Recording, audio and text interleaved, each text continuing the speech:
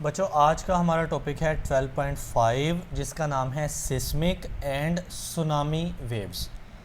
ये जो लफ्ज़ है ना सुनामी, इसमें पहला टी नहीं पढ़ते, ये साइलेंट है, तो ये सुनामी लफ्ज़ है। ठीक है, सुनामी वेव्स आपने सुना होगा कि समुंदर में सुनामी का आ जाना, तो सुनामी एक वेव का नाम है। ओके, अब वो कहता है जो सिस्मिक वेव है वो बेसिकली क्या होती है। देखिए, ये हमारी ज़मीन का एक छोटा सा मैंने पीस लिया हुआ है ना, जिसके इस पॉइंट पे आपको रेड कलर में नज़र आ रहा है सोर्स लिखा हुआ, यहाँ पे ना सोर्स लिखा हुआ। तो बेसिकली ज़मीन के नीचे, ये ज़मीन की सतह है या ज़मीन का ऊपर वाला हिस्सा जिसके ऊपर हम खड़े हैं, जिसके ऊपर हमारे पाँव हैं। ठीक है, और ज़मीन के ज़ाहिर है नीचे जाते जाएं तो वहाँ पे वेव पैदा होंगी जिसका नाम है सिस्मिक वेव। ठीक है, सिस्मिक वेव बेसिकली ज़मीन के नीचे से किसी वजह से पैदा होती है। वजह क्या है हम देख लेते हैं, लेकिन आप इतना समझिए कि ज़मीन के नीचे कोई वजह है जो वेव पैदा करेगी और इससे ज़मीन जो है उसमें हमें वाइब्रेशन सी महसूस होगी, थरथराहट सी महसूस होगी, वेव्स पैदा हो जाएंगी। ऐसी वेव्स का नाम है सिस्मिक वेव। और बेटा जो दूसरा लफ्ज़ है सुनामी वेव्स, ये होती है समुद्रों के अंदर पैदा। तो कहता है आर नेचुरल वेव्स, यानी ये कुदरती तौर पे पैदा होंगी, produced by disturbances in the earth crust and ocean. तो अर्थ क्रस्ट यानी ज़मीन के अंदर सिस्मिक वेव्स, ओशन यानी समुंदर के अंदर सुनामी वेव्स। ओके, अब हम स्टार्ट करते हैं सिस्मिक वेव के डिटेल।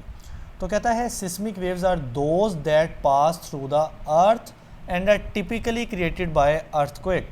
यानी सिस्मिक वेव कौन सी हैं जो अर्थ में से पास करती हैं या गुजरती हैं या पैदा होती हैं, और कैसे क्रिएट होंगी। अर्थक्वेक का आपको पता है, जब ज़मीन के अंदर ज़लज़ला आएगा, अर्थक्वेक आएगा, तो उससे वेव पैदा होगी। वोल्केनिक इरप्शन से वेव पैदा होती है। अब ये रही वोल्केनिक इरप्शन, या जिसको हम लावा का फटना कहते हैं। ठीक है, तो जब लावा फटता है तो ज़मीन में सिस्मिक वेव पैदा हो सकती है। नेक्स्ट है एक्सप्लोजन। कोई ज़मीन के नीचे किसी ने बम छोड़ दिया, धमाका हो गया, तो उससे ज़मीन में डिस्टर्बेंस आएगी, वाइब्रेशन आएगी और सिस्मिक वेव पैदा होगी।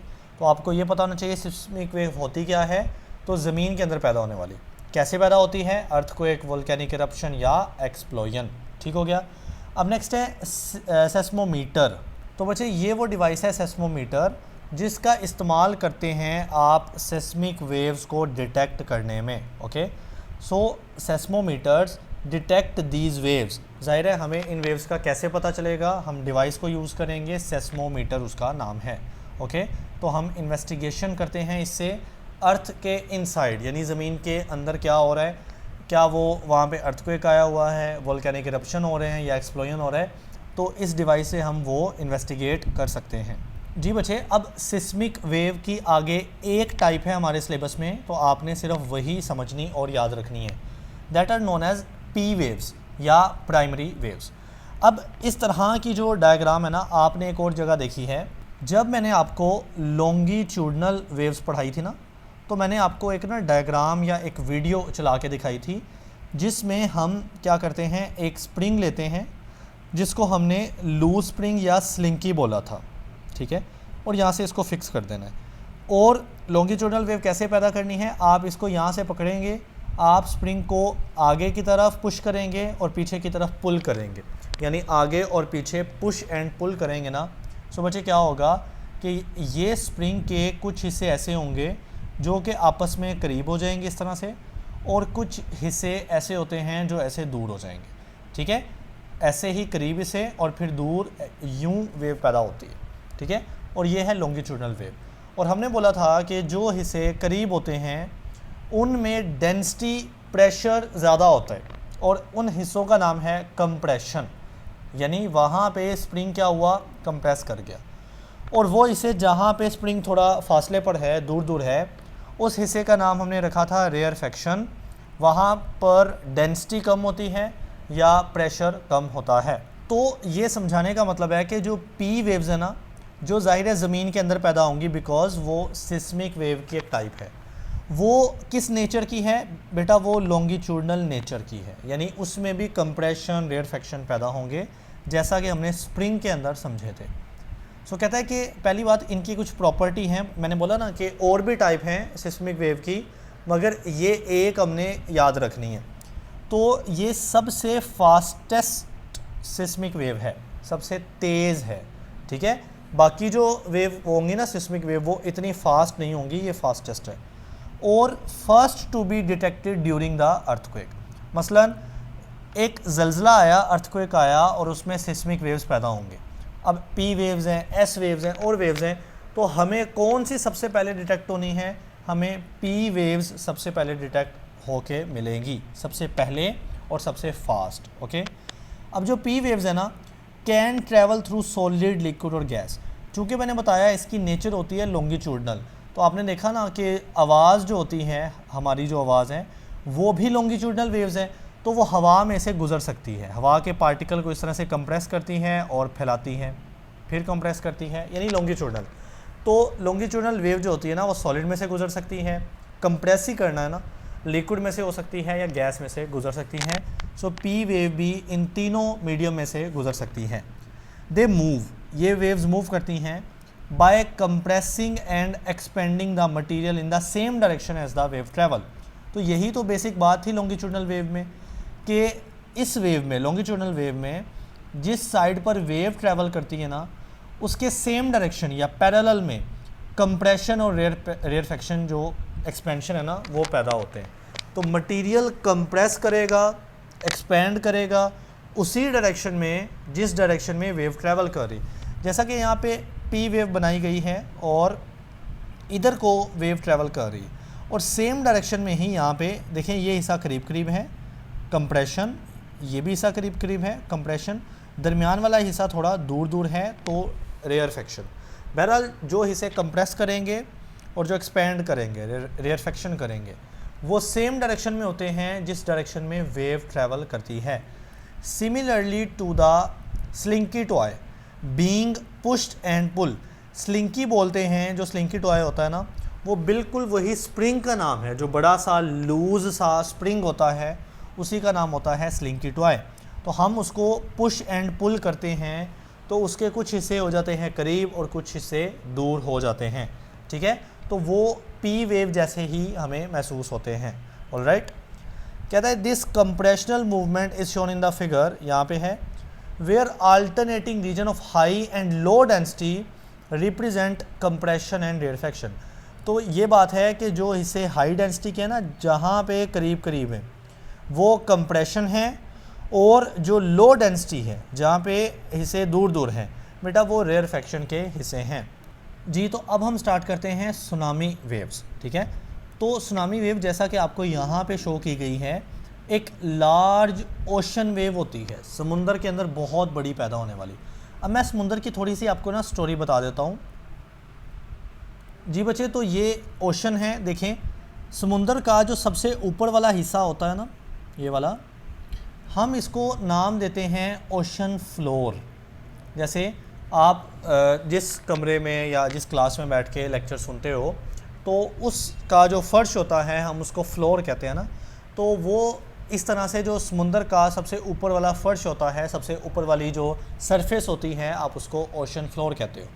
इस तरह से समुंदर का एक सबसे नीचे वाला हिस्सा ये वाला होता है, हम इसको ओशन बेड कहते हैं, ओशन बेड कहते हैं, या हम इसको नाम देते हैं बॉटम ऑफ ओशन।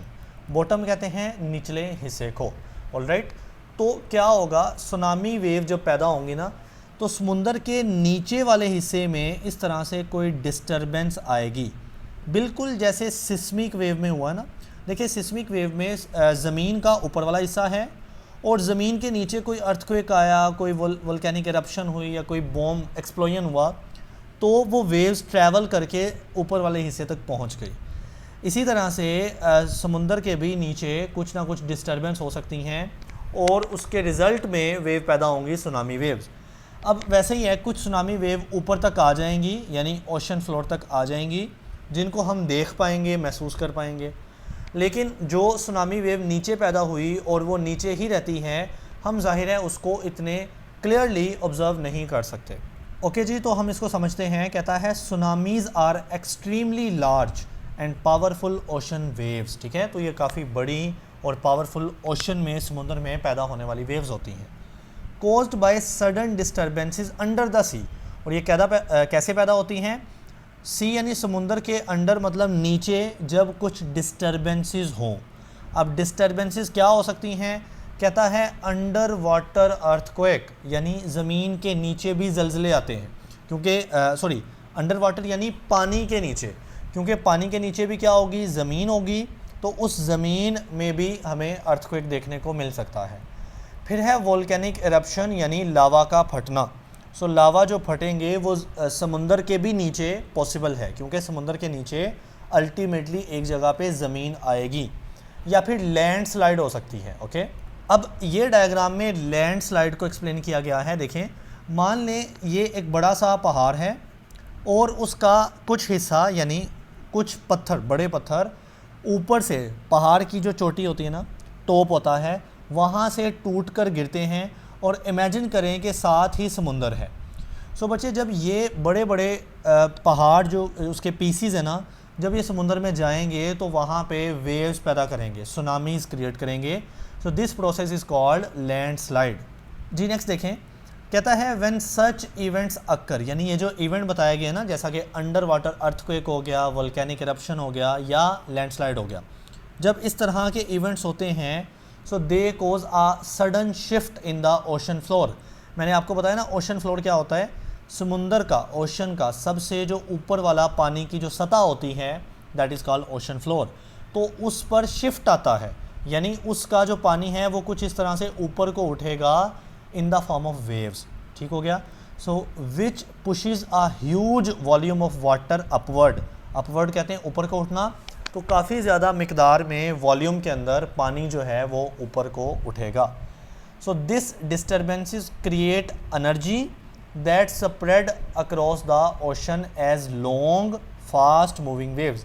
तो कह रहा है इससे जब पानी ऊपर उठा है ना, यहाँ पर ढेर सारी एनर्जी जनरेट हुई है, और वो किस शक्ल में जनरेट हुई है? फास्ट मूविंग वेव्स की शक्ल में, और ये काफ़ी लॉन्ग यानी लंबी वेव्स होती हैं। जी बच्चे, अब देखते हैं करेक्टरिस्टिक्स ऑफ सुनामी वेव्स। तो सुनामी वेव्स की क्या करेक्टरिस्टिक्स हैं, आइए इसको समझते हैं। कहता है इन द डीप ओशन, यानी अगर आप समुंदर के निचले हिस्से पे देखो ना, जैसा कि बेटा इस डायग्राम में बताया गया कि ये जो वेव्स है ना, ये वाली, ये समुंदर के बिल्कुल नीचे हैं, जबकि कुछ सुनामी समुंदर के ऊपर वाले हिस्से में होंगी। तो आप गैस करो, मैं आपको बता देता हूँ, आप गैस करो कि सुनामी वेव्स ऊपर वाले हिस्से में तेज़ होती हैं या नीचे वाले हिस्से में तेज़ होती हैं।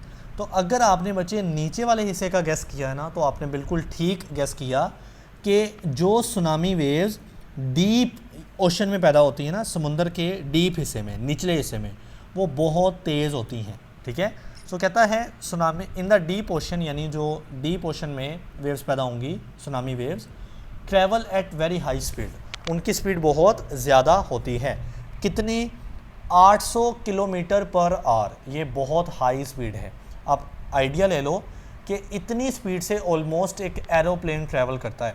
सो इमेजिन करो कि एक एरोप्लेन की क्या स्पीड होती है ना, सो उस स्पीड से ट्रैवल करता है। लिहाजा डीप ओशन, MCQ आ सकता है ना, ये 800 किलोमीटर वाला याद रखना है। सो डीप ओशन में जो सुनामी वेव्स हैं उनकी स्पीड बेटा बहुत हाई होती हैं, इतनी वैल्यू की। ठीक हो गया। हाउएवर, लेकिन in the deep water these waves are often just a few centimetres in height and go unnoticed by ships और पीपल।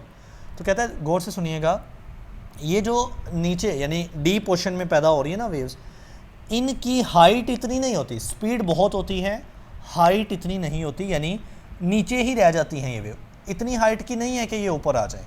ठीक है। तो जब इनकी हाइट इतनी नहीं है तो नॉर्मली ये अननोटिस्ड रहती हैं, यानी हम इसको फील या नोटिस नहीं कर पाते, क्योंकि हम ज़्यादातर जो लोग या पीपल या जो शिप्स होती हैं वो ऊपर ऊपर ही रहती हैं, नीचे बहुत कम जाती हैं। लिहाजा मोस्ट ऑफ द जो डीप ओशन वेव्स होती हैं ना, वो अननोटिस्ड रहती हैं। जी बच्चे, अब देखें एक और डायग्राम है आपके लिए। तो ये जो एरिया होता है ना, ये जिसको मैं कलर कर रहा हूँ बच्चे, हम इनको बोलते हैं कोस्टल एरियाज़। कोस्टल एरियाज़, या जिसकी उर्दू आपने सुनी होगी साहली इलाके। साहली इलाके क्या होते हैं? ऐसे इलाके, खुश्की वाले, मट्टी वाले, जो समुंदर के बिल्कुल साथ लगते होंगे। तो यहाँ पे इस बात का क्यों मकसद है, क्या मकसद है, वो ये कि जो वेव बेटा साहली इलाकों में पैदा होंगी ना, सुनामी वेव्स, वो हम नोटिस कर सकते हैं या फील कर सकते हैं, क्योंकि जाहिर है लोग यहाँ पे मौजूद होंगे जो उसको ऑब्ज़र्व कर सकेंगे, फील कर सकेंगे। इस तरह से जो वेव्स समुंदर के ऊपर वाले हिस्से में पैदा होंगी, इतनी डीप जाके नहीं पैदा होंगी, वो भी ऑब्ज़र्व हो सकती हैं जो ऊपर वाले हिस्से में होंगी। हम ऊपर वाले पानी को बोलते हैं शैलो वाटर। देखिए दो चीज़ें होती हैं, शैलो वाटर और डीप वाटर। डीप वाटर कहते हैं गहरे पानी को, और शैलो वाटर कहते हैं जो सतह के ऊपर, समुद्र की सतह के ऊपर पानी होता है ना, कम गहरा पानी, उसको बोलते हैं शैलो वाटर। तो शैलो वाटर के ऊपर जो वेव्स होती हैं वो भी ऑब्ज़र्वेबल होती हैं, हम उसको देख सकते हैं, ऑब्ज़र्व कर सकते हैं, और जो कोस्टल एरियाज़ हैं वहाँ भी लोग ऑब्ज़र्व कर सकते हैं। जी बेटा देखें, कहता है as tsunami waves approach shallow coastal areas. दो एरियाज़ हैं, एक शैलो हैं यानी समुंदर का ऊपर वाला हिस्सा, और कोस्टल एरियाज़ हैं यानी जहाँ पे खुश्की और पानी आपस में इकट्ठे होते हैं, उसको कोस्टल एरिया बोलते हैं। सो कहता है कि देयर बिहेवियरल चेंजेस, ये जो पानी में चेंज आना यानी वेव का क्रिएट होना है ना, dramatically due to their interaction with the sea floor. तो देखिए ना, ये सी फ्लोर है, मैंने आपको शुरू में बताया सी फ्लोर होता है समुद्र का ऊपर वाला सतह, सरफेस। तो वहाँ पे हमें ड्रामेटिकली चेंज नज़र आएगा, यानी क्लियर कट आपको वेव्स फील होंगी। अब बच्चे ये जो पॉइंट्स है ना, ये वही चेंजेस के बारे में, ये जो चेंज बता रहा है ना कि ड्रामेटिकली आपको चेंज फील होगा, क्या वो चेंज बताए गए हैं ये वाले। Number 1, wave speed decrease.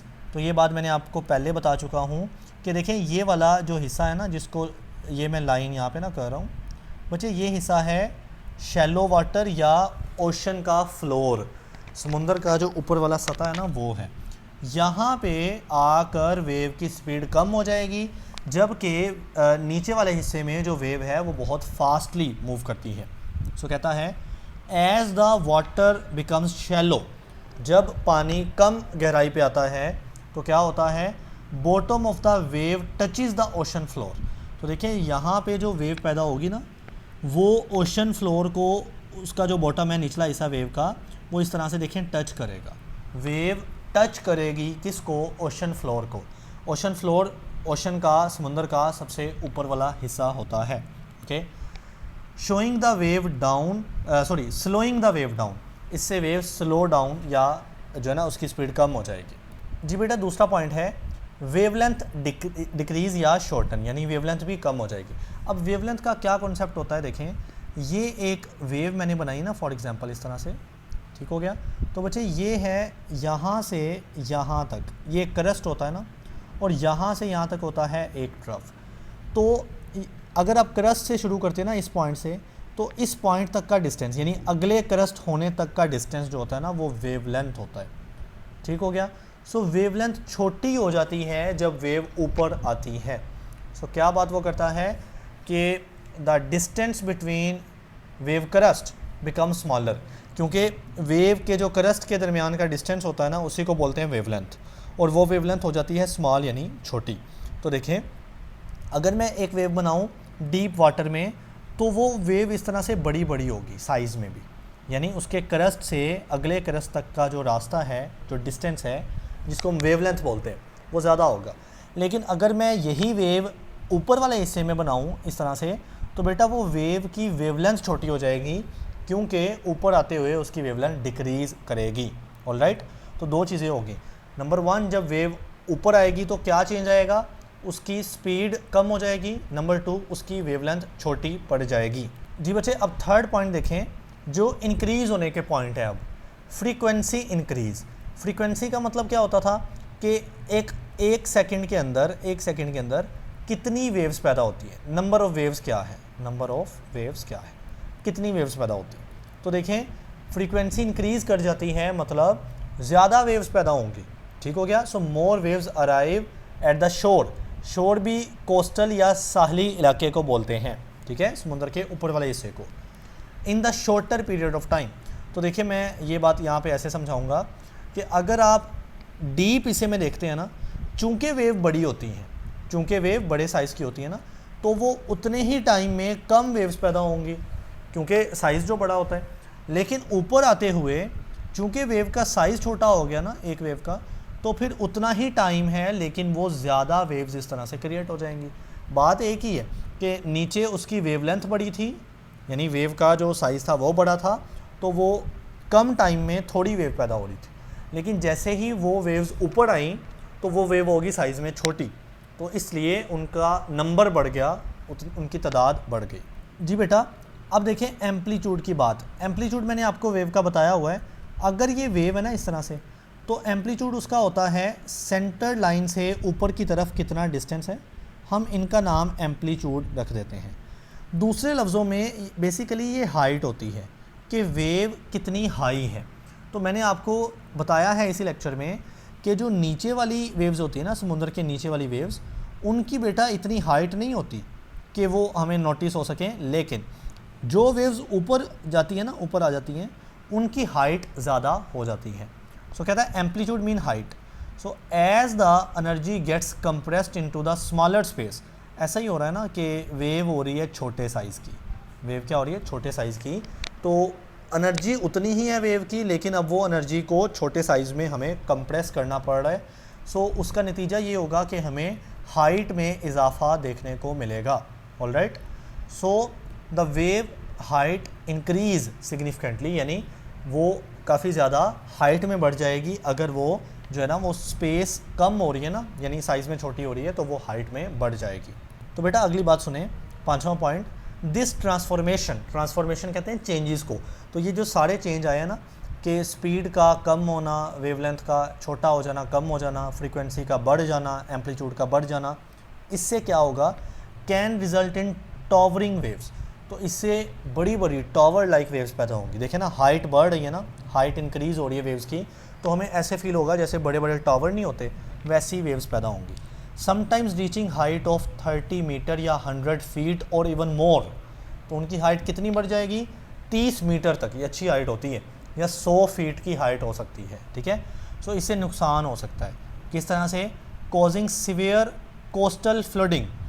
Flooding कहते हैं सैलाब का आ जाना। सो यहाँ पे ये जो कोस्टल एरियाज़ होंगे ना सारे, तो वो जो हाई वेव्स यहाँ पे क्रिएट होंगी, जाहिर है वो वेव का पानी किधर जाएगा, साथ इन एरियाज़ में जहाँ पे लोगों के घर होंगे, लोग रहने आए होंगे, तो वहाँ पे क्या होगा, सैलाब आ जाएगा। ठीक हो गया। डिस्ट्रक्शन ऑफ बिल्डिंग्स, और अगर उस इलाके में बिल्डिंग्स हैं बनी हुई हैं तो वो तबाह हो जाएंगी। एंड लॉस ऑफ लाइफ, और जान का खतरा भी हो सकता है। जी बच्चे, अब हम पॉइंट नंबर 6 पे इसी तरह के एक इवेंट को देखेंगे जिसमें बड़ा लॉस हुआ था। कहता है our tragic real life example is 2004 में इस तरह की रियल लाइफ एक ट्रेजिक, खौफनाक या गमनाक एग्जाम्पल हमें देखने को मिली थी। किधर, इंडियन ओशन सुनामी थी, उसका नाम क्या था, इंडियन ओशन में आई थी और वो सुनामी थी। Caused by massive undersea earthquake near Sumatra. ठीक है, ये इलाके का नाम है, और उसके करीब एक अर्थक्वेक आया था जिससे काफ़ी ज़्यादा, अंडर सी मतलब ज़मीन के नीचे आया था ना, बहुत बड़ी सुनामी क्रिएट हुई थी। जी बच्चे, ये उसकी डिस्ट्रक्शन की एक पिक्चर दिखाई गई है। आप देख रहे हैं कि पानी उन इलाकों में सब में जा चुका है जो आबादी वाले इलाके थे, और वो तहस नहस हो गए, उनके घर जो है वो तबाह हो गए। तो हमें बचना चाहिए, हमें दुआ करनी चाहिए इससे। जी, तो नेक्स्ट देखते हैं। कहता है कि द अर्थक्वेक, ये जो ज़लज़ला आया था ना, displaced a huge section of ocean floor. तो देखें ये समुंदर के नीचे आया था, समुंदर के नीचे। तो इसने क्या किया, जो ओशन फ्लोर था, यानी ज़मीन का, ओशन कहते हैं समुंदर का जो ऊपर वाला हिस्सा था ना, फ्लोर जिसको बोलते हैं, उसका काफ़ी हिस्सा उसने डिस्प्लेस कर दिया था, यानी कई उसका पानी समुंदर से निकाल दिया था बाहर और आबादी की तरफ उसने भेज दिया था। ठीक है, सो ट्रिगरिंग सुनामी वेव्स, इससे सुनामी वेव्स ट्रिगर होगी, पैदा हो गई। That travel across thousands of kilometre, आपको बहुत बड़ी वैल्यू पता होगी। ठीक है, तो वहाँ तक जो है ना ये फैल जाती हैं waves. So these waves struck the coast lines of countries such as Indonesia, Sri Lanka, India, Thailand, reaching Heights of over 15 metre. तो देखिए इन इतनी कंट्रीज़ को उसने अफेक्ट किया, और कितनी हाइट की वेव्स थी, 15 मीटर उसकी हाइट थी। ये भी ठीक ठाक हाइट होती है सम एरियाज़ के अंदर। कॉजिंग मैसिव डेवास्टेशन ये भी तबाही को बोलते हैं। And loss of more than 2,30,000 lives, इतनी ज़िंदगियां तबाह हो गई थी।